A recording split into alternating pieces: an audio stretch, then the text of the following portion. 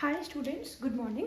Today we will quickly study the stereochemistry of SN1 and SN2 reactions mechanism. ठीक है, अभी मैं फिलहाल आपको बता देती हूँ SN1 की जो स्टीरियोकेमिस्ट्री होती है वो होती है रैस्मिक मिक्सचर. ठीक है, रैस्मिक मिक्सचर इनकी अंडरस्टैंडिंग मैं भी आपको दे देती हूँ, बट फिलहाल हम डायरेक्टली इनके आंसर्स पे जाते हैं. SN2 का होता है वॉल्डन इन्वर्जन या only inversion you can also use. ठीक है, अभी इनके मतलब क्या होते हैं मैं आपको बताती हूँ. तो अगर हम बात करें SN1 रिएक्शन मैकेनिज्म का, so we all know that in SN1 we follow 2 steps. In the first step जो आपका हेलो एल्केन होता है वो ब्रेक होता है इनटू अ कार्बोकटाइन, राइट. और SN2 में क्या होता है कि जो हेलो एल्केन होता है उसी के ऊपर आपका न्यूक्लियोफाइल अटैक करता है in a way so that that particular carbon has like the leaving group and the attacking nucleophile bonded at the same time leading to a transition state. ठीक है, ये हमने कल अपनी वीडियो में पढ़ा था. ठीक है, तो इनमें होता क्या है, एक कायरल कार्बन होता है. इसको समझाने के लिए मुझे आपको कायरल कार्बन का एक एक्सप्लेनेशन देना पड़ेगा. बेसिकली कायरल कार्बन क्या होता है, जिसमें 4 अलग अलग एटम्स आपके जुड़े हुए होते हैं, उसे कायरल कार्बन कहते हैं. ठीक है, ये जो कार्बन एटम है उसमें जो ऑप्टिकली एक्टिव एनेंशियोमर्स होते हैं. ठीक है, मैं आपको on a high level deep में नहीं बताती हूँ. होता क्या है कि लेट्स से ये Y है, ये Z है.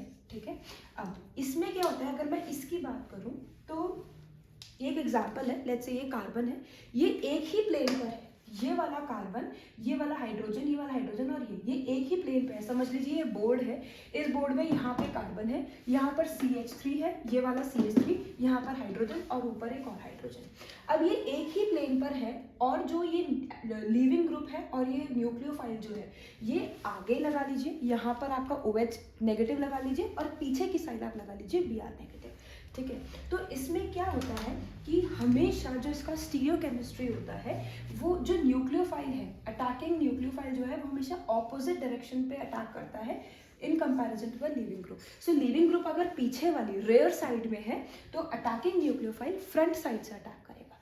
ठीक है, इसलिए इसकी जो स्टीरियोकेमिस्ट्री है, इसका जो ऑप्टिकली जो स्टीरियोकेमिस्ट्री है वो ऑपोजिट हो जाती है. मतलब कि अब आगे इसका मतलब मैं अगर आगे का प्रोडक्ट बनाऊं तो यहाँ पर क्या होगा, हाइड्रोजन ऊपर एज इट इज रहेगा, नीचे वाला हाइड्रोजन नीचे रहेगा, ये वाला CH3 यहीं रहेगा, बट OH जो है वो यहाँ आ जाएगा. सो अगर मैं पहले देखूं तो कार्बन के राइट में ब्रोमीन था और अब यहाँ पे लेफ्ट में OH आ गया.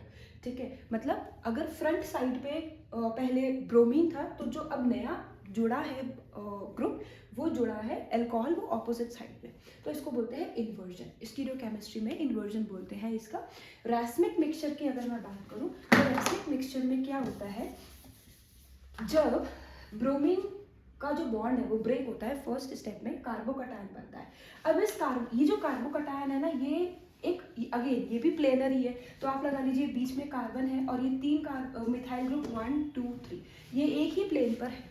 ठीक है, अब इस कार्बोकटायन के पास C पॉजिटिव के पास दोनों ऑप्शन है. जो इसके ऊपर OH ग्रुप अटैक करेगा ना वो कहीं से भी अटैक कर सकता है.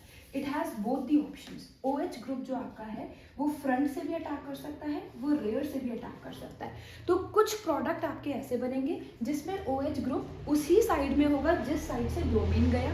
ठीक है, मतलब फ्रंट साइड से लेट अस अज्यूम इसके 2 प्रोडक्ट बन सकते हैं. ठीक है, 2 प्रोडक्ट्स क्या बन सकते हैं, जिसमें जो ये अटैकिंग रिएजेंट हो गया, अटैकिंग न्यूक्लियोफाइल जो हो गया, ये सेम साइड पे आए जिस साइड पे ब्रोमीन था, या तो फिर ऑपोजिट साइड से आए जिस साइड पे ब्रोमीन था. ठीक है, तो इस केस में आपके 2 एनेंशियोमर्स बन जाते हैं, डेक्स्ट्रोरोटेटरी एंड लेवोरोटेटरी. 2 अलग अलग एनेंशियोमर्स बन जाते हैं. मतलब एक जो सेम साइड पे आए लीविंग ग्रुप के और दूसरा जो ऑपोजिट साइड पे आए, ब्रोमीन इधर था और OH इधर आ गया. सो ऐसे केसेस को बोलते हैं मतलब 2 एनेंशियोमर्स आपके क्रिएट हो जाते हैं. 50-50% चांसेस होते हैं और ऐसे मिक्सचर्स को बोलते हैं रैस्मिक मिक्सचर. सो SN1 की स्टीरियोकेमिस्ट्री रैस्मिक, SN2 की इन्वर्जन. इन्वर्जन क्यों, क्योंकि हमेशा ऑपोजिट साइड पर ही अटैक करता है न्यूक्लियोफाइल. किसकी ऑपोजिट साइड पे, लीविंग ग्रुप के ऑपोजिट साइड पे.